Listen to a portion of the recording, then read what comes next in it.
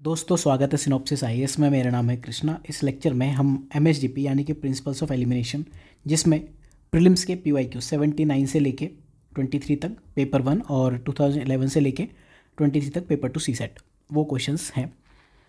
तो इस लेक्चर में हम पॉलिटी के क्वेश्चंस कैसे सॉल्व करने उसकी बात करेंगे। सबसे डिफ़िकल्ट टॉपिक उठाएंगे कॉन्स्टिट्यूशन। डिफ़िकल्ट मैंने क्यों बोला, क्वेश्चंस आपको देखने में बहुत ही ऐसे लगेंगे कि लो हैंगिंग फ्रूट्स हैं, बहुत इजी हैं, लेकिन जब आप रियल में सॉल्व करने जाओगे तो प्रॉब्लम में आओगे। तो यहाँ क्वेश्चंस उठा के आपको मैं एक जनरल आइडिया देना ज़रूर चाहूँगा कि कैसे क्वेश्चंस फ्रेम होते हैं। कुछ टर्म्स पे मैं बात करूँगा, क्या करना है क्या नहीं करना, उन चीज़ों पे बात करूँगा। राइट, ठीक है। पहली चीज़, जो पॉलिटी में कुछ जो वर्ड्स होते हैं ना, वो कुछ ऐसे लिखे होते हैं, ये आप नोट कर लो। मोस्ट अप्रोप्रिएट, इस तरह का कोई टर्म होगा। मोस्ट अप्रोप्रिएट के आगे डेफिनेशन होगी, या फिर मोस्ट अप्रोप्रिएट रिलेशन करके कुछ ऐसा कुछ होगा। मोस्ट अप्रोप्रिएट एक्सप्लेनेशन, कुछ भी ऐसा होगा। Most appropriate. दूसरा जो होगा डिफाइंस, ये चीज़ आएगी, कॉन्स्टिट्यूशन डिफाइन समथिंग। डिफाइन तो चलो ज़्यादातर आपने सीखा होगा कि जहाँ कॉन्स्टिट्यूशन में ऐसा लिखा है वो रॉन्ग हो गया।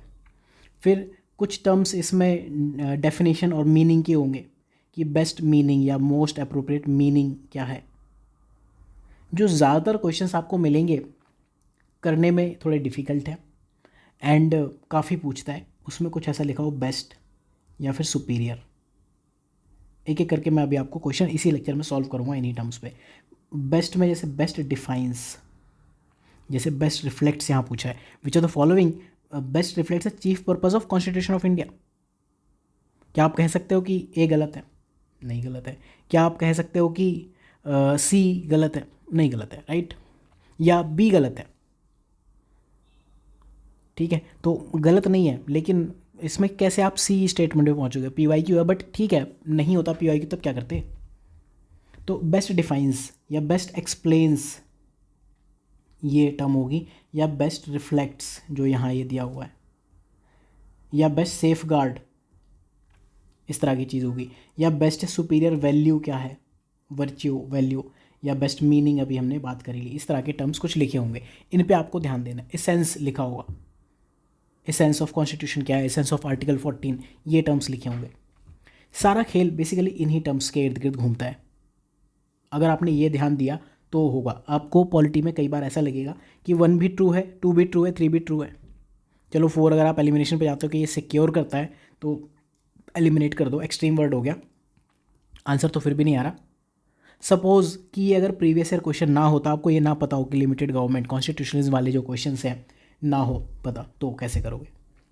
तो उसके लिए आपको क्या पॉलिटी में अप्रोच अपनानी चाहिए उसकी मैं बात करूँगा। फिर पॉलिटी में डेट्स कई बार दी होंगी, ज़्यादातर डेट्स रॉन्ग होती है, लेकिन ऐसा हमेशा नहीं है, सही भी होती है। पॉलिटी में सब कुछ पॉसिबल है। पॉलिटी में एक्सट्रीम वर्ड्स हैं, एक्सट्रीम वर्ड्स हैं, लेकिन कई बार आप देखोगे सभी में है। जैसे सिटीजनशिप का क्वेश्चन आया था, उसमें लिखा था it is limited for citizens only, तो है वो ओनली है, मतलब क्या करें। तो एक्सट्रीम वर्ड स्टेटमेंट कई बार पॉलिटी में ट्रू होते हैं, तो ये भी नहीं चलता। जो मेन कहानी है यहाँ पर, 2-3 चीज़ें आप जो करने वाले हो, करनी चाहिए आपको, वो है पहला, आपको जाना चाहिए बेसिक डेफिनेशन पे। Basic definition constitution. आज भी बहुत सारे लोग जो पॉलिटी की बुक्स पढ़ते हैं, लक्ष्मीकांत हो या और भी जो बुक पढ़ते हैं, कॉन्स्टिट्यूशन की डेफिनेशन तक फॉलो नहीं करते। बिल्कुल लेटेस्ट एडिशन की बात अलग है, जो अब तक पढ़ते हैं, कॉन्स्टिट्यूशन का चैप्टर ही नहीं है। तो बेसिक डेफिनेशन या कॉन्सेप्चुअल, ये हो गया। आपको सर्च करना है सॉफ्ट टोन वाले वर्ड के लिए, ठीक है, सॉफ्ट या वाइड या ब्रॉड स्टेटमेंट के लिए, इनके लिए आपको सर्च करना है। हार्ड टोन नहीं किए, सिक्योर्स।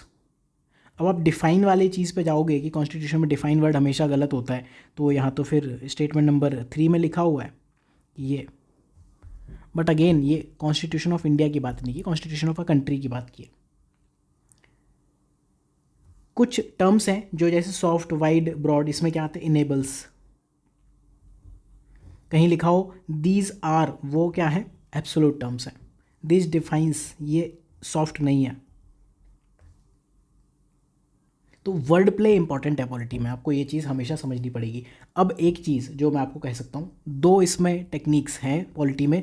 पहला, डू एवरी क्वेश्चन, एवरी मतलब एवरी क्वेश्चन बाय एलिमिनेशन 100%। ये मैं बार बार हर लेक्चर में कहता हूँ।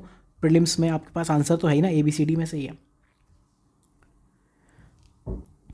अब अगर मैं आपको ये कहूँ कि 4 में से एक ट्रू है, मान लो ये सही है किसी क्वेश्चन का आंसर, ठीक है, बट आपको एग्जैक्टली नहीं पता, आप आंख बंद करके तुक्का मारते हो, मान लो आपने डी पे मार दिया, तो आप क्या करोगे, एटलीस्ट एक एलिमिनेट तो करोगे आप। चलो ये डी एलिमिनेट करते हो तो आपको ये पता है कि चलो 3 में से एक चूज़ करना है, या 2 एलिमिनेट कर दिए कि ए और बी में से है, या तो ए है या बी है, ज़्यादातर आप ऐसे फंस जाओगे। अब आपको अक्कड़ बक्कड़ बम्बे बोल 2 लोगों में लगाना है, बहुत हाई चांसेस है कोई सही है कोई गलत है। जब ऐसे बहुत बार करोगे तो नेट पॉजिटिव जोन में जाओगे। तो पहला क्या है, एवरी क्वेश्चन 100% क्वेश्चंस एलिमिनेशन से करने ही पड़ेंगे। Elimination does not mean elimination technique. इस पूरे कोर्स में MSGP में जो मैं बेसिकली सिखाता हूँ, एलिमिनेशन टेक्निक तो यूट्यूब पे आप थोक के भाव खरीद लो, देख लो, फ्री में देख लो, खरीदने की भी नीड नहीं है। सबकी ट्रिक्स है, आप देखोगे कि पेपर जो जैसे अभी एग्ज़ाम होगा 2024 का, एलिमिनेशन टेक्निक्स एलिमिनेट हो जाएंगी, और 2025 के पीछे जस्ट पहले फिर जो कुकुरमुत्ते नहीं होते हैं वैसे राइज हो जाएंगे। देख लो 2023 में क्या चल रहा है पेपर, किसी की 75 ट्रिक अच्छी हैं, किसी की 100 ट्रिक अच्छी हैं, 100 नंबर आसानी से ला सकते हो।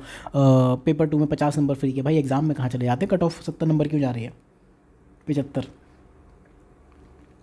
तो पहला जो तरीका है पॉलिटी में एटलीस्ट आपको 100% एलिमिनेशन से करने।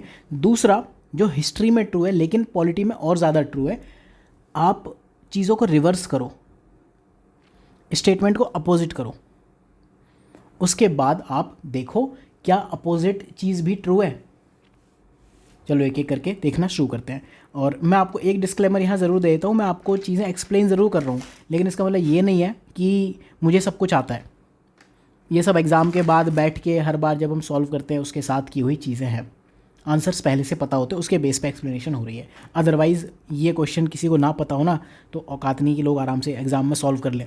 अभी तो 75 मार्क्स 38 क्वेश्चन जा रही है जनरल की, वो भी। चलो देखते हैं, इस क्वेश्चन से सॉल्व करना शुरू करते हैं, बाकी ट्रिक्स जो हैं वो हम सीख लेंगे। जैसे पहला ये क्वेश्चन, ये रिपीटेड है, थोड़ा मैं आपको बताऊं, 2 क्वेश्चन है इस पार्ट से, तो ये रिपीटेड है। पहला क्वेश्चन ये रहा, कॉन्स्टिट्यूशनलिज्म लिमिटेड गवर्नमेंट यहाँ है। दूसरा अगर आप देखो यहाँ ये 2020 में लिमिटेड गवर्नमेंट, ऑप्शन भी डी है। यहाँ पर कॉन्स्टिट्यूशनलिज्म 2014 में पहली बार आया था, एंड जब ये आया था तो क्या आया था क्वेश्चन, लोगों के होश उड़ गए। फिर 2023 में डेट वाला क्वेश्चन है ना, इसमें अगर आप देखो जो ये वाला पार्ट है, कॉन्स्टिट्यूशन असेंबली 1946 में असेंबल हुई थी, कॉन्स्टिट्यूशन इस डेट में आया था। ये आप 4 डेट देखो, और अभी हम जाएंगे क्वेश्चन नंबर 2 पर जो UPSC ने इस बार पूछा।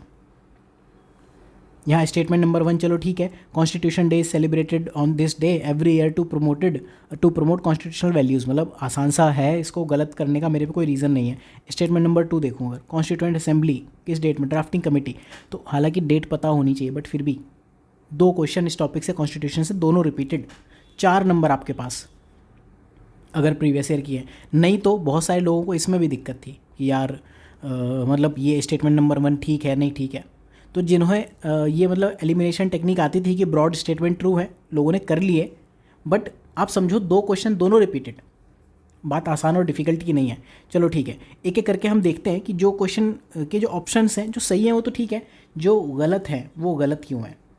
अगर मैं स्टेटमेंट नंबर 1 की बात करूँ, it determines the objective for making necessary laws, ये इंडिया के कॉन्टेक्स्ट में हो सकता है बट ग्लोबली कॉन्स्टिट्यूशन इसके लिए नहीं होता है, उसके लिए लेजिस्लेचर होता है, प्रोसीजर्स होते हैं, ठीक है। लॉ मेकिंग इंडिया का एक ऐसा अनोखा कॉन्स्टिट्यूशन है जहाँ लॉ मेकिंग कॉन्स्टिट्यूशन से ही अपनी प्रेरणा लेता है, अदरवाइज एक अलग प्रोसीजर है।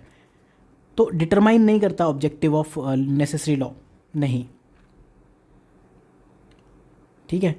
जैसे इंडिया में भी आप देखो DPSP है, आपकी मर्जी बना लो, बट डिटरमाइन नहीं करते ना कॉन्स्टिट्यूशन ने। It enables the creation of political offices and government, वैसे अगर मैं कहूँ तो ए ट्रू है, कुछ गलती नहीं है, ठीक है। चीफ पर्पस पूछा है, वर्ड्स देखना, एक पूछा चीफ पर्पस, मेन पर्पस क्या, और बेस्ट रिफ्लेक्ट।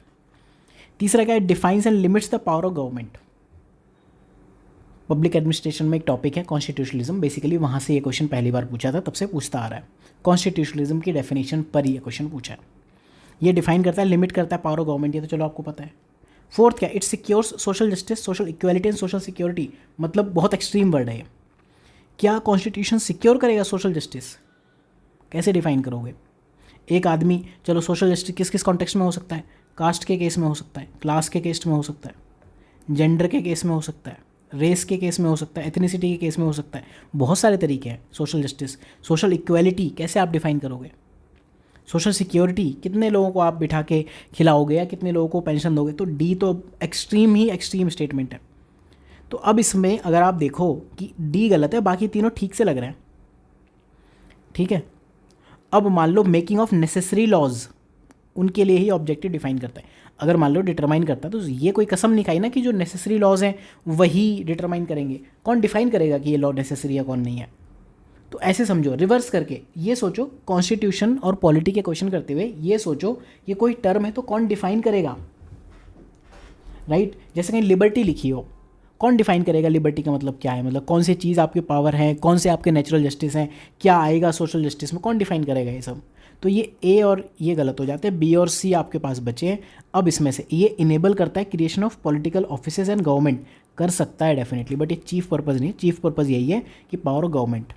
कॉन्स्टिट्यूशन जब बनता है, बेसिकली जब किसी स्टेट का निर्माण होता है, राज्य का निर्माण, इस पर भी क्वेश्चन पूछा है, तब कॉन्स्टिट्यूशन अडॉप्ट करते हैं। उसमें 3 चीज़ें मेन होती हैं स्टेट बनने में। पहला पीपल, लोग होने चाहिए। दूसरा एक बाउंड्री होनी चाहिए। तीसरा सॉवरेनिटी होनी चाहिए, राइट? सॉवरेनिटी क्या होनी चाहिए? सॉवरेन गवर्नमेंट होनी चाहिए। सॉवरेनिटी मतलब गवर्नमेंट लिमिटेड है, बाहर के इंटरफेरेंस पे नहीं आएगी। पीपल, लोग हैं, लोगों के हिसाब से चल रही चीज़ें, राइट? तो डिफाइन और लिमिटेशन यही होगी इसमें, कॉन्स्टिट्यूशन में। ये बेसिकली इस क्वेश्चन में है, राइट? ठीक है, PYQ था, रिपीटेड है। अगला क्वेश्चन हमने देख लिया कैसे ये PYQ में है, राइट? इसमें भी अगर मैं कहूँ कि स्टेटमेंट नंबर 1 है, ये क्या कह रहा है? ये एवरी ईयर सेलिब्रेट किया जाता है, एवरी ईयर। अब आप कहोगे एक्सट्रीम वर्ड है, बट पॉलिटी में अगेन डेट है, अब कोई दिवस होगा तो हर साल ही आता है वैसे। To promote constitutional values, to promote करने के लिए ना, ठीक है, करता होगा कोई। Ministry of social justice and empowerment ने हालांकि 2015 में कहा था, तो ये क्वेश्चन अगर 2014 तक पूछ लेता तो गलत हो जाता, स्टेटमेंट 1। और ये तो ठीक है, मतलब अब ये स्टेटमेंट नहीं आता तो साल भर जो आपने पढ़ा उसको रिकॉल करने की नीड है, ना कि इधर उधर आपको जाके चीज़ें देखने की नीड है। 2004 में PYQ तो सब कर रहे हो, 2004 का PYQ देख लो, वहाँ भी है। तो आपको ये तो पता होना चाहिए, ये डेट तो याद करनी है कि एक बार पूछ चुका है। और पॉलिटी में ना एक तरह के क्वेश्चंस बहुत आते हैं, अभी आपको दिखेंगे, लगातार ऐसे क्वेश्चन दिखेंगे, इसी लेक्चर में दिखेंगे कि जो नैरेटिव चलते हैं ना गवर्नमेंट में, कोई कह रहा है कि संविधान तबाह हो गया, कोई कह रहा है कि हमारा रिलीजन चला जाएगा, उन्हीं नैरेटिव्स पे क्वेश्चंस बनाए हुए हैं, राइट? चलो अगला क्वेश्चन देखते हैं फटाफट कि कॉन्स्टिट्यूशनल गवर्नमेंट मीन्स, आंसर तो पता है डी, बाकी देखते हैं बाकी स्टेटमेंट गलत क्यों है, इसका मतलब क्या है, मीनिंग क्या है। जैसे अभी हमने बात की थी ना, मीनिंग वाले, डेफिनेशन वाले क्वेश्चन आते हैं। तो हम ये देखना चाह रहे हैं बाकी ABC गलत क्यों है। Representative government of a nation with federal structure, चलो फेडरल पे ही बात कर लें। फेडरल का मतलब क्या होता है? सेंट्रल और स्टेट। क्या जहाँ सेंट्रल और स्टेट ना हो वहाँ कॉन्स्टिट्यूशनल गवर्नमेंट नहीं हो सकती? क्या जहाँ मोनार्की हो वहाँ कॉन्स्टिट्यूशनल गवर्नमेंट नहीं हो सकती? या रिप्रेजेंटेटिव गवर्नमेंट होना ज़रूरी है? मतलब रिप्रेजेंटेटिव मतलब जो लोगों को रिप्रेजेंट करती हो। तो ये ज़रूरी नहीं है कि फेडरल स्ट्रक्चर होगा तभी कॉन्स्टिट्यूशनल गवर्नमेंट होगी, इस वजह से ए गलत है, राइट? हाँ, बहुत ब्रॉड सेंस में कि क्या ये ट्रू है, हाँ हो सकता है किसी केस में, बट ये कंडीशन नहीं है, फेडरल स्ट्रक्चर होना बिल्कुल ज़रूरी नहीं है। इंडिया में ही आप देख लो, अगर कंट्री के लेवल पे छोड़ो, स्टेट के लेवल पे आप देखो, क्या दोनों हाउस है, हाउस 1 हाउस 2, लोअर अपर? नहीं है ना। तो ठीक है। दूसरा, government whose head enjoys nominal power. तीसरा क्या है? जिसका हेड रियल पावर इंजॉय करता है। अभी एक्सट्रीम वर्ड नहीं है। नॉमिनल पावर मतलब क्या है? जो नॉमिनल हेड है, ठीक है, मोनार्की में भी हो सकता है ना नॉमिनल हेड। और रियल पावर बेसिकली इन दो स्टेटमेंट में PM और प्रेसिडेंट की बात हो रही है। अब रियल पावर देखो, कॉन्स्टिट्यूशनल गवर्नमेंट मीन्स जिसका हेड रियल पावर इंजॉय करता है, ये तो डिक्टेटरशिप में भी हो सकता है।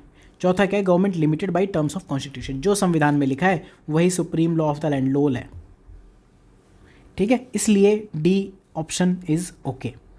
चलो अगला क्वेश्चन देखते हैं। एक सेकेंड। ये क्वेश्चन क्या कहता है, which of the one of the following constitutes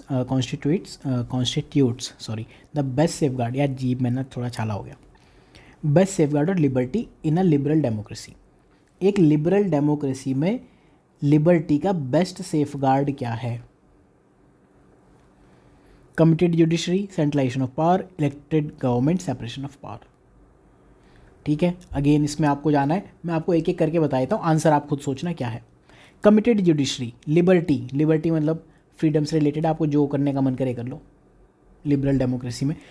committed judiciary जो बेसिकली ऐसे जुडिशरी जो गवर्नमेंट की पॉलिसीज़ को लेकर ही चले। लोग कहते हैं ना कि जुडिशरी बिक गई है, वो कमिटेड जुडिशरी। इसी तरह एक वर्ड होता है कमिटेड ब्यूरोक्रेसी। तो committed bureaucracy, committed judiciary, India में देखो ऑन पेपर लोगों ने इल्ज़ाम बहुत लगाए हैं, लेकिन कमिटेड जुडिशरी कभी किसी कमीशन की रिपोर्ट वगैरह में नहीं पाया गया, लेकिन हाँ कमिटेड ब्यूरोक्रेसी तो दिखती है, नज़र आता है। तो अगर जुडिशरी ही गवर्नमेंट की पॉलिसीज़ को मानने लगी, मान लो कल की डेट में गवर्नमेंट ने पॉलिसी बनाई कि लोगों को 7 खून माफ़ है with due process of law, बना देता हूँ मैं, प्रोसीजर इस्टेब्लिश्ड बाई लॉ मैंने बना दिया, 7 खून माफ़ है, ड्यू प्रोसेस ऑफ लॉ तो है नहीं, ठीक है। और जुडिशरी ने कहा ठीक है गवर्नमेंट की पॉलिसी को हमें फॉलो करना है, तो क्या आपकी लिबर्टी बची? नहीं बची। इस वजह से ऑप्शन ही गलत है।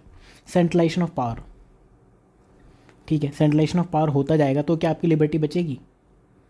नहीं बचेगी। इलेक्टेड गवर्नमेंट, ठीक है, अभी एक चीज़ बताओ, अगर मैं लिखूं can, elected government can be a good safe guard of liberty, but मैं अगर ये बोलूं कि क्या नॉन इलेक्टेड गवर्नमेंट में लिबर्टी नहीं हो सकती? आप गवर्नमेंट के लेवल पे छोड़ दो, मैं एक लिबरल डेमोक्रेसी बहुत छोटे लेवल पे बात करता हूँ, कंट्री नहीं, एक क्लब के लेवल पे बात करता हूँ, जहाँ पे लोगों ने इलेक्ट नहीं किया, सीधे नॉमिनेट कर दिया। तो जहाँ गवर्नमेंट नॉमिनेटेड है, क्या वहाँ पे डेमोक्रेसी नहीं होगी, सॉरी लिबर्टी नहीं होगी? बस यहीं से आंसर आ रहा है। अब बचा क्या? Separation of power. तो ये बेस्ट सेफ गार्ड है। हालांकि अगर आप कहो इनमें से क्या ये गारंटी है कि सेपरेशन ऑफ पावर होगी तो लिबरल डेमोक्रेसी होगी, बट इनमें से क्वेश्चन क्या पूछ रहा है? बेस्ट सेफ गार्ड कौन करता है? इस तरह से आपको आंसर पे जाना है। अगला जो क्वेश्चन है कि we adopted parliamentary democracy, basically ये ब्रिटिश वर्सेस इंडियन पार्लियामेंट का जो मॉडल है उस पर क्वेश्चन है। इंडिया में क्या है? Parliament is not sovereign. मैं बता देता हूँ आंसर, तो आपको पता ही होगा, ठीक है। आर्टिकल 105 आई थिंक वही है ना, कमेंट सेक्शन में बता देना if I am not right. Parliament India में सॉवरेन नहीं है, कॉन्स्टिट्यूशन है। और यहाँ पर क्या है कि जो कॉन्स्टिट्यूशन है गवर्नमेंट को basically executive, legislature and judiciary 3 चीज़ों में डिवाइड कर लेता है, सेपरेशन ऑफ पावर, राइट। तो ब्रिटिश पार्लियामेंट इज सुप्रीम और सॉवरेन, बट इन इंडिया जो पावर है लेजिस्लेशन की वो लिमिटेड है, ठीक है। तो स्टेटमेंट इज़ ट्रू। अब जब इस तरह की ऑप्शन सेटिंग है, तो जब ये हमने टाइप 1 ऑफ MCQ में देखा है, जब इस तरह की ऑप्शन सेटिंग है, ए में 1 ओनली, 2 में 2 only, both 1 and 2 and neither 1 and 2, बस ये देख लेना करेक्ट पूछा कि इनकरेक्ट। अब 1 इज़ ओके, तो इसका मतलब B और D तो आंसर नहीं है, या तो A है या C है, ठीक है। अब चलो C देख लेते हैं, सॉरी स्टेटमेंट नंबर 2 देख लेते हैं। इंडिया में आप खुद सॉल्व करो इसको, क्या इसको आप सॉल्व कर सकते हो? इसमें मैं आपको एक चीज़ बता देता हूँ, हैक आर रेफर्ड। मेन कहानी इसकी यही है कि क्या रेफ़र किए जाते हैं।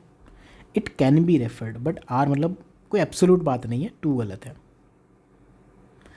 जो मैंने आपको ऐसे क्वेश्चन सॉल्व करने का तरीका बताया था, ज़्यादातर इसमें A या B ट्रू होता है, अगर एक ऑप्शन गलत है तो D आप लीस्ट पॉसिबल मानोगे। जब भी ऐसी स्टेटमेंट सेटिंग हो और 2 स्टेटमेंट हो, इसी वे में आपको करना है, ठीक है। तो आप ढूंढोगे बस कि क्या कोई गलत है। अगर मान लो आप कह दो इस क्वेश्चन में, जब तक कि वो हिस्ट्री का नहीं है और करंट अफेयर्स में नहीं है, हिस्ट्री में तो आप फैक्ट पे जाओगे, करंट अफेयर्स में हो सकता है ज़्यादातर केसेस में 2 है, बोथ 1 and 2। और मैंने लेक्चर्स में भी पढ़ा है, यूट्यूब पे भी 2-3 साल पहले ये चीज़ किसी लेक्चर में पढ़ाई थी। तो जैसे आप ये आइडेंटिफाई कर लो कि 2 इज़ रॉन्ग, तो ये नहीं हो सकता, ये नहीं हो सकता। और जैसे आप आइडेंटिफाई कर लो कि 1 इज़ रॉन्ग, तो A और C नहीं हो सकता। बट अगर तुक्का मारना हो तो आप A और B में से फाइनली जाओगे। मान लो यहाँ पे 2 रॉन्ग था, तो अब मुझे चांस लेना है, मैं A पे जाऊँगा, ठीक है। कॉन्स्टिट्यूशनल गवर्नमेंट बाय डेफिनेशन, अब यहाँ डेफिनेशन पूछ ली तो आपको डेफिनेशन पता होनी चाहिए। चलो देखते हैं। कॉन्स्टिट्यूशनल गवर्नमेंट, ये वही क्वेश्चन है जो अभी पूछा हुआ है। गवर्नमेंट बाय लेजिस्लेचर अगेन हो सकती है, बट इट कैन बी, ज़रूरी नहीं सिर्फ लेजिस्लेचर हो, किसी भी तरह की हो सकती है। क्या पॉपुलर गवर्नमेंट होगी तभी कॉन्स्टिट्यूशनल होगी? It can B popular government, elected हो सकती है, नॉट नेसेसरी। क्या मल्टी पार्टी गवर्नमेंट है तभी हो सकती है? नेसेसरी नहीं है, it can B. Again limited government, ये तो हम खैर डेफिनेशन देखते ही आ रहे हैं। बाकी स्टेटमेंट आपको समझ आ रहे हैं। दिक्कत तब आएगी ना जब ये स्टेटमेंट होगा ही नहीं इस क्वेश्चन में, डी होगा ही नहीं, कुछ और लिखा होगा, फिर क्या करोगे? नन ऑफ द अबव, फिर क्या करोगे? दिक्कत तब आएगी जब ये क्वेश्चन फिर पूछेगा और डी ऑप्शन देगा ही नहीं जो आप अब तक पढ़ते आ रहे हो। फिर कर लेना। कॉन्स्टिट्यूशनलिज्म की जो डेफिनेशन है, स्टेट इज़ रेगुलेटेड, एक्चुअल जो है सिटीजन एंजॉय लिमिटेड या क्वालिफाइड राइट्स एंड गवर्नमेंट के कुछ ऑब्लिगेशंस हैं जो फुलफिल करने हैं। लिमिटेड की यहाँ से बात आती है। पबेड की बुक में जो डेफिनेशन लिखी है वो यही है। It is defined by the existence of a constitution, it may be legal instrument, कुछ भी हो सकता है, कुछ भी, बस कुछ लिमिट होनी चाहिए। अगला क्वेश्चन देखते हैं। टर्म देखो क्या लिखी है, most appropriate definition of liberty. अभी हमने कुछ टर्म्स बात की थी ना, बेस्ट, मोस्ट अप्रोप्रिएट। लिबर्टी की मोस्ट अप्रोप्रिएट डेफिनेशन आपको क्या लगती है? Protection against tyranny of political ruler, हाँ लिबर्टी हो सकती है, क्या दिक्कत है इसमें? हो सकती है, ठीक है। Answer two, absence of restriction, हो सकती है। लेकिन अभी मैं पूछूं आपसे, रेस्ट्रिक्शन को क्या डिफाइन करोगे? क्या मतलब छोटे कपड़ों में घूमना फ्रीडम है? या टायरनी ऑफ पॉलिटिकल रूलर, इसको टायरनी को डिफाइन कैसे करोगे? आजकल लोग कह रहे हैं कि मोदी डिक्टेटर हो गया, डिक्टेटर हो, कैसे? उसकी डेफिनेशन क्या है? कहाँ लिखा है? आपको मोदी से कॉन्स्टिट्यूशन सेव करना है, लेकिन क्यों करना है? कहाँ डिफाइन कहाँ है? क्या उससे आपकी लिबर्टी सेफ गार्ड हो जाएगी? वो डेफिनेशन है। Opportunity to do whatever one like, भाई मेरा मन करेगा मैं जाके कुछ नहीं, एक हरे कलर का जो मैत होता है ना वो तोड़ूंगा और जो मेरे माँ साहब थे एक जिसमें वो ये खुंदक थी, जाके उनमें 25-30 लगाऊंगा। तो क्या उससे लिबर्टी आ जाएगी? नहीं आएगी ना। वट एवर वन लाइक, ये तो बहुत एक्सट्रीम वर्ड है। Opportunity to develop oneself fully, एक सॉफ्ट वर्जन है। जे.एस. मिल की जो डेफिनेशन है उसमें आता है। जे.एस. मिल की जो PSIR की बुक्स पढ़ते हैं उनके लिए चीज़ ईजी हो सकती है। लेकिन आप समझो इसमें क्वेश्चन में कैच क्या है? टायरनी को डिफाइन कौन करेगा? रेस्ट्रिक्शन क्या है उसको डिफाइन कौन करेगा? बी तो ठीक, सी तो चलो आप एलिमिनेट कर दोगे। Opportunity to develop oneself fully, मैं अपने आप को पूरी तरह से डेवलप करना चाहता हूँ। ये हालांकि अभी आगे दिखेगा, एक जगह और भी है क्वेश्चन, सिमिलर ही क्वेश्चन पूछा है, लिबर्टी के ऊपर ही पूछा है 1-2 साल पहले, अभी आ जाएगा थोड़ी देर में जे.एस. मिल का।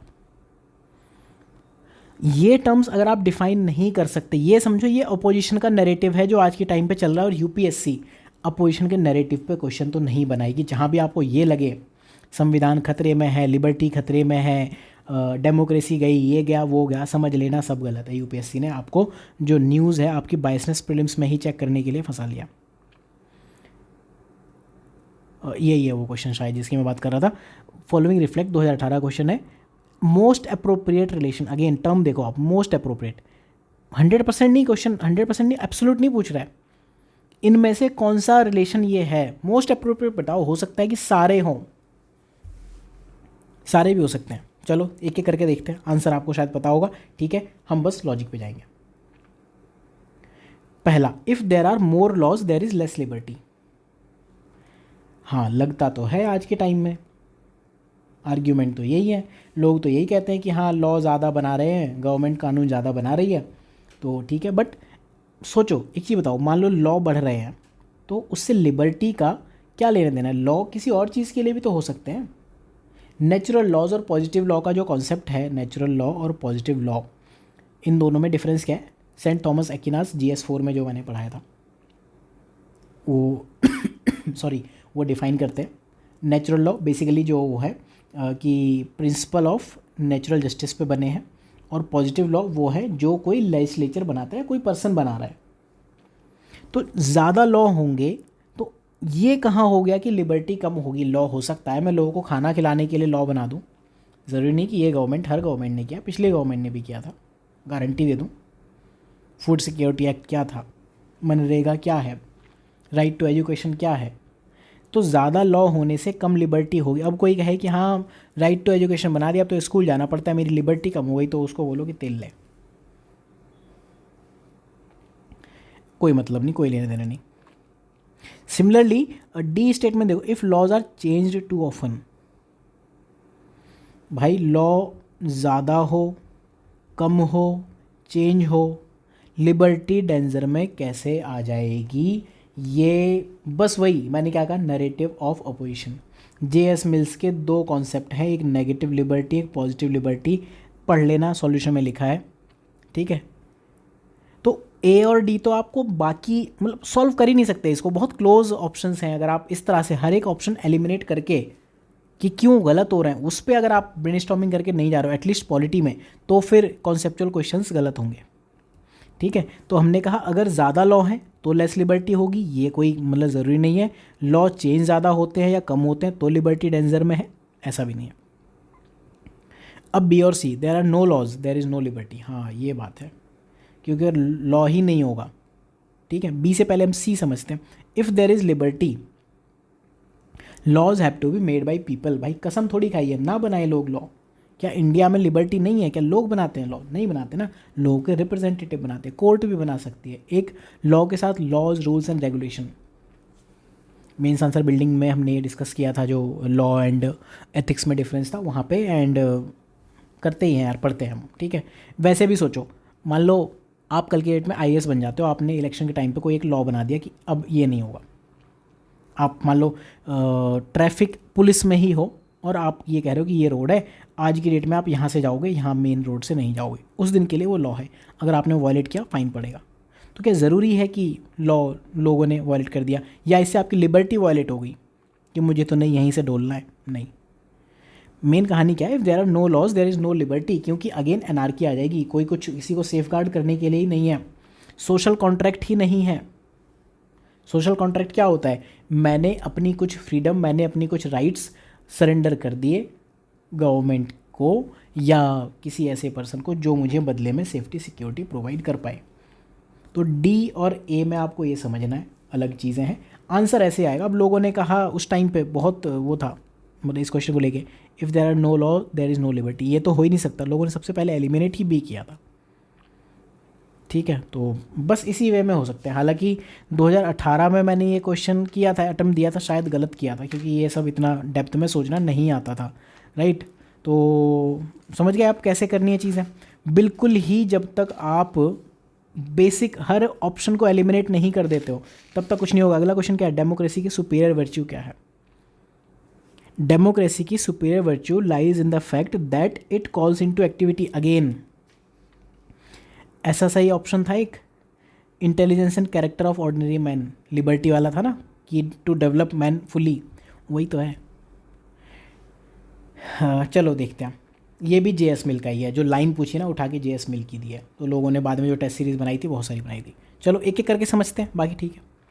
डेमोक्रेसी की सुपीरियर वैल्यू, डेमोक्रेसी की सुपीरियर मतलब बहुत बढ़िया है democracy, to the people, for the people, by the people, ठीक है।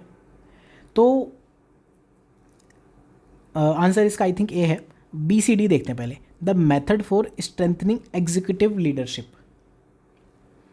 अब मैं आपको आज के नैरेटिव से ही बता देता हूँ कि एग्जीक्यूटिव लीडरशिप मतलब जो एग्जीक्यूटिव हैं, जो आपके नेता मंत्री लोग हैं या पीएम है मोदी, अगर आपने एग्जीक्यूटिव लीडर को ही स्ट्रेंथन कर दिया तो क्या डिक्टेटरशिप हो सकती है? कुछ लोग कहते हैं कि हाँ हो रही है डिक्टेटरशिप। तो कुछ लोग भी अगर ये सोचते हैं तो ये डेमोक्रेसी की सुपीरियर वर्च्यू तो नहीं है, और रियल में इससे डिक्टेटरशिप तो हो ही सकती है ना किसी लेवल पे जाके। तो बी इज़ नॉट ट्रू। बस आप उसको आज के टाइम के करंट पॉलिटिकल एग्जाम्पल से दे के देख लो। वैसे भी चुनाव चल रहे हैं तो आपने कुछ ना कुछ तो जानकारी आपके कान में पड़ती ही रहेगी। Superior individual with dynamism and vision. अब अगेन यहाँ पे मेरा ये कंसर्न है, पहली चीज़ कि क्या डेमोक्रेसी उस पर्सन के लिए नहीं है, बी हमारा एलिमिनेट हो गया, क्या उस पर्सन के लिए नहीं जो सुपीरियर नहीं है या जिस जो डायनेमिक नहीं है, कांस्टेंट है, ठीक है। कोई बंदा जाता है ऑफिस जाता है, अपना काम करके आता है और घर चलाता है, बच्चे बीवी पालता है, हो गया, डायनेमिक नहीं है। तो क्या उसके लिए डेमोक्रेसी नहीं है? या जिसके पास बहुत तगड़ा विजन नहीं है उसके लिए नहीं है? एंड उससे बड़ी चीज़ है। डिफाइन किसने किया सुपीरियर कौन है? मैं कहता हूँ मैं सुपीरियर हूँ, आप कहते हो आप सुपीरियर हो। जो बंदा यूपीएससी में फेल हो गया वो कहता है बस 20 नंबर और आ जाते मैं सिलेक्ट हो जाता। जिस बंदे के सिलेक्ट हो गए वो कहते हैं थोड़े और नंबर आ जाते मैं बढ़िया रैंक आ जाती। जो बंदा सेलेक्ट हो गया और बढ़िया रैंक आ गई वो कहता थोड़ा हो जाते मैं ऑल इंडिया टॉप कर जाता। मैं तो पढ़ता ही नहीं हूँ, मैं 2 दिन पढ़ता हूँ और नहीं तो मैं तो टॉप कर जाता। सुपीरियरिटी की डेफिनेशन क्या है? कोई डेफिनेशन नहीं है। डायनेमिज्म की डेफिनेशन क्या है? विजन की डेफिनेशन क्या है? There is no definition at all. इस वजह से सी पे आप कर ही नहीं सकते। और अगर डेफिनेशन है भी तो क्या इंडिविजुअल ऐसे जो इन्फीरियर हैं उनके पास ये सब राइट नहीं हो सकते? बस। अब band of dedicated party worker, यार जहाँ पे ये DPW डेडिकेटेड पार्टी वर्कर नहीं है, क्या वहाँ डेमोक्रेसी नहीं हो सकती? जैसे इस बार एक पर्सन है, उसको ना मैं रिसेंटली कभी देख लेता हूँ, not as a follower but as a fan, but उसके कुछ वीडियोस कई बार हिट कर जाते हैं। Amitabh Agnihotri I think, right. तो एक वीडियो में था कि मैं इसी इलेक्शन में मैं वोट देने गया और वहाँ तो आपके बूथ पर पार्टी वर्कर ही नहीं है। जब आपके बूथ पर पार्टी वर्कर ही नहीं है तो आप जीतोगे कैसे? आप पहले हार मान चुके हो। बट डेडिकेटेड पार्टी वर्कर नहीं है तो क्या डेमोक्रेसी ख़त्म हो गई? क्या नहीं हो गई ना। तो डेमोक्रेसी क्या है कि जो एक ऐसी चीज़ को एक्टिविटी में ले आए। डेमोक्रेसी की डेफिनेशन क्या है? To the people, for the people, by the people. ये है basically the intelligence and character of ordinary man and women. उसको ही अगर आप एक्टिविटी में ले आते हो तो ऐसा नहीं है कि ये ए आंसर ट्रू है या आपने कहीं पढ़ा होगा, नहीं। BCD आपने एलिमिनेट किए प्रॉपर तभी, और इसमें कोई जनरल एलिमिनेशन टेक्निक नहीं लग रही है। आपको सोचना पड़ेगा, बहुत डेप्थ में सोचना पड़ेगा। इस चीज़ की कोई गारंटी नहीं कि आप एग्ज़ाम में ऐसे क्वेश्चन ठीक कर दो, कोई भी गारंटी नहीं है। गलत हो जाए तो कोई दिक्कत नहीं। अगला क्वेश्चन देखते हैं। कॉन्स्टिट्यूशनल गवर्नमेंट, आंसर पता है फिर भी कौन सा करेक्ट है? ABCD इस टाइप के ऑप्शन सेटिंग है, 2 स्टेटमेंट दिए हैं। Is one which places effective restriction on individual liberty in interest of state authority. नहीं पता मुझे डेफिनेशन क्या है कॉन्स्टिट्यूशनल गवर्नमेंट या कॉन्स्टिट्यूशनलिज्म की, बट ये तो मुझे समझ आता है कि यार ऐसा नहीं हो सकता कि स्टेट अथॉरिटी के इंटरेस्ट में मैं लोगों की फ्रीडम पे रेस्ट्रिक्शन लगा दूँ। इमरजेंसी के टाइम पे हुआ तो था, तो क्या उसे हमने कॉन्स्टिट्यूशनल गवर्नमेंट का नहीं कहा, अनकॉन्स्टिट्यूशनल का। इवन कोर्ट ने भी अनकॉन्स्टिट्यूशनल का। 44th अमेंडमेंट एक्ट आया ही इसीलिए था, 42nd की बहुत सारी चीज़ें रिवर्ट मार दी। दूसरा क्या है? Places effective restriction on authority of state in interest of individual liberty. Yes है, ठीक है। अब अगेन ऐसे क्वेश्चन में जैसी मैंने देखा 1 इज़ रॉन्ग, इसका मतलब A और C नहीं हो सकते। अगर मुझे आंख बंद करके तुक्का मारना तो मैं B मारूंगा, D पे नहीं जाऊंगा। ये वैसे जो भंड तुक्केबाजी होती है, बट रियल में ये क्वेश्चन अगर आप लॉजिक से सोचोगे ऐसे ही होगा। इन इंटरेस्ट ऑफ स्टेट अथॉरिटी, इसका मतलब आपने सारी पावर दे दी, कुछ भी हो सकता है इसमें। तो वो कॉन्स्टिट्यूशनल गवर्नमेंट तो नहीं है। कुछ और क्वेश्चंस देखते हैं, आपको समझ आ रहा होगा अब धीरे धीरे कि क्या है, ठीक है। अगला क्वेश्चन देखते हैं। इंस्ट्रूमेंट ऑफ इंस्ट्रक्शन, लोगों को जिनको पता है उसका आंसर तो ठीक है DPSP है, उस पर हम बात नहीं कर रहे हैं। हम बात कर रहे हैं कि बाकी ऑप्शंस गलत क्यों हैं। Instrument of instruction contained in government of India act 1935, ये इनकॉर्पोरेट हुए कैसे? वर्ड पढ़ो। इंस्ट्रूमेंट है किस चीज़ के? इंस्ट्रक्शन, किसी ने किसी को इंस्ट्रक्ट किया। क्या फंडामेंटल राइट के लिए इंस्ट्रक्ट किया होगा? मान सकते हो फंडामेंटल राइट के लिए आप इंस्ट्रक्शन नहीं दे सकते। क्यों नहीं दे सकते भाई? गवर्नमेंट ऑफ इंडिया एक्ट एक तो ब्रिटिशर्स के टाइम पे था, वो तो फंडामेंटल राइट को कर्टेल कर रहे थे, तो कहीं ना कहीं कुछ ना कुछ लोचा ज़रूर रहा होगा। एक्सट्रीम हो गया। इंस्ट्रक्शन एक सॉफ्ट वर्ड है, फंडामेंटल राइट बिल्कुल ही एक्सट्रीम, मतलब एब्सोल्यूट चीज़ है कि है तो है। Extent of executive power of state, extent of executive power of state क्या होगा ये एक्सटेंट? अगर मैं पूछूं कि इंस्ट्रक्शन तो दे रहे हैं बट क्या एक्सटेंट होगा? एग्जीक्यूटिव पावर कितनी होंगी कितनी नहीं होंगी, वो इंस्ट्रक्शन देना थोड़े डिफिकल्ट है। Conduct of business of government of India, government कैसे चलेगी? सिर्फ इंस्ट्रक्शन से थोड़ी काम चल जाएगा। हो सकता है आपको लगे कि ये थॉट प्रोसेस कैसे है। मैं ना जो एक्सप्लेन कर रहा हूँ इससे पहले मैंने नोट्स बनाए प्रॉपर लेक्चर को बताने के लिए। इसके ना मैं पूरी एक बार जो अपना रजिस्टर है उसके फ़ोटोज़ खींच के टेलीग्राम ग्रुप में अपलोड करूँगा, नॉट ऑन वेबसाइट। एक बार जाके देखना किस तरह से मेहनत करनी होती, तब ये लॉजिक बिल्ड होंगे, और वीडियोस देख के नहीं हो सकते। बस पॉलिटी में जो मेन मुझे बताना था मैंने बता दिया, हो गया। कौन सा पोर्टफोलियो था मुझे नहीं लगता आज के डेट में ये सब पूछेगा, रेलेवेंट भी नहीं है। डॉक्टर राजेंद्र प्रसाद न्यूज़ में थे सोमनाथ टेम्पल की वजह से, बट ठीक है। अगला क्वेश्चन क्या है, ये अभी हमने बात ही कर ली, ठीक है, रिपीट ही हो गया। अगला क्वेश्चन आप देख लो, which one of the following not made in charter act. हालांकि ये सब मैंने आई थिंक हिस्ट्री में डाले हुए, बट ठीक है। तो एक आधा क्वेश्चन और देखते हैं, अगर कोई ठीक लगे। अगेन ये वही है चार्टर एक्ट वाले, ठीक है। तो मेरे हिसाब से मैंने आपको चीज़ें बता दी। ये क्वेश्चन और देख लेना, कॉन्स्टिट्यूएंट असेंबली पे एक बार और क्वेश्चन आया है, करके देखना। नॉलेज का क्वेश्चन है, होना चाहिए, ये चीज़ आपको आनी चाहिए। पॉलिटी में मैं आपको बेसिक, अब इस लेक्चर के बाद अगर मैं समराइज़ करूं तो क्या होगा, आपको टर्म्स देखनी है। कई बार आपको ऐसा दिखेगा कि ग्रेटर देन 1 आर करेक्ट। जब ऐसा लिखा होगा most appropriate definition, most appropriate relation, definition या मीनिंग, ठीक है, या best defines, best explains, best safeguard, best reflect, superior value, superior virtue, superior meaning, ये सब चीज़ें, इनेबल्स, बहुत सारी चीज़ें हो सकती हैं। तो एक टाइप ऑफ क्वेश्चन ये है जब ग्रेटर देन 1 करेक्ट हों, आप कह नहीं सकते कि गलत है ये। उस टाइम पे अगर ABCD इस तरह के दिए हुए तो रिलेटिवली इजी है। इशू उसमें कब आएगा, जब कुछ ऐसे स्टेटमेंट सेटिंग हो 1 ट्रू 1 and 2,